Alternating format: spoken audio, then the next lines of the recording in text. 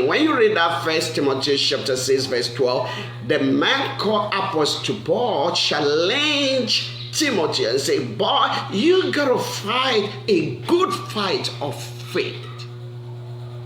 In other words, he make him to understand that this call of God, being called to be a vessel of God, to be a servant of God, it's not a matter of butter and bread. It's not a matter of just, relax and say, no, we are moving in faith, we are in faith.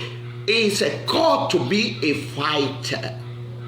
And only the fighter will be able to conquer the battle.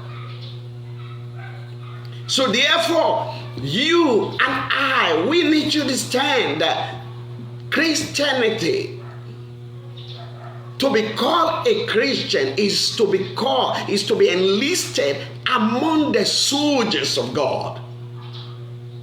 Because we are in the world that is being ruled by two different kind of forces. The forces of darkness and the forces of the light. So you belong to the forces of the light. If you haven't given your life to Jesus, then you belong to the forces of darkness. You got to make a decision to remove yourself from there and now come to the camp of your Father, which is Jesus Christ.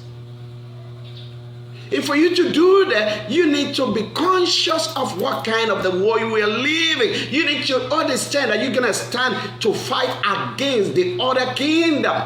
There is no way that you will be a Christian or you will be somebody living in this planet Earth and you will not be a fighter. You need to understand that. Or somebody say, no, Pastor, we are Christian. We got to be gentle. And after all, we don't have to fight because Jesus already fights everything. Wait a moment, that's a bit wrong. You need to understand this.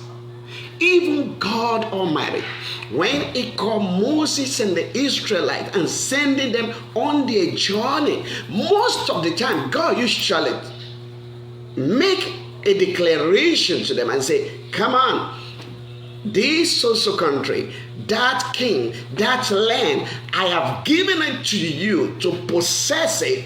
Now rise up and fight and contend with them in order for you to possess it. And just think about that. That is, you will not possess a land that is empty.